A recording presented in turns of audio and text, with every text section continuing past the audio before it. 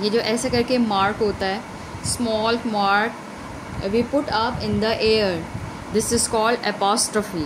क्या कहते हैं इसको? एपॉस्ट्रोफी। अच्छा, ये यूज़ कहाँ होगा? जब हमने वर्ड्स की कॉन्ट्रैक्शन करनी है, मीन उनको छोटा करना है, जॉइन द वर्ड्स टुगेदर, तब हम क्या यूज़ करते हैं? एपॉस्ट्रोफी।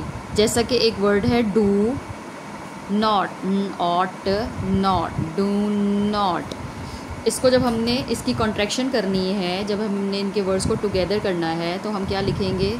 डू, एन लगा के इधर एपॉस्ट्रोफी लगाएंगे एयर में और ट, तो इसका मतलब होता है कि हमने कोई लेटर मिस कर दिए हैं। डू नॉट क्या बन गया अब? डोंट।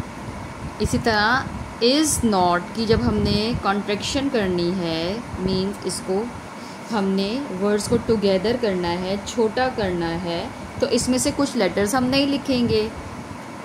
इज़ लिख के हम एन के साथ यहाँ पे टी लगा देंगे, एपॉस्ट्रोफी के बाद टी, तो इसका मतलब है कि यहाँ पे एक लेटर मिसिंग है। इज़ नॉट क्या बन गया? इज़न्ट। नेक्स्ट आता है I will, will, I will. इसकी जब हम कॉन्ट्रैक्शन करेंगे तो कुछ लेटर थे जो हम नहीं लिखेंगे, वो कैसे बन जाएंगे? आइल। इसको क्या बोलेंगे? आइल। अब कितने लेटर मिसिंग हुए हैं? 2 लेटर्स हमने यहाँ से मिस कर दिए हैं। जैसे एक वर्ड है शी कैन नॉट,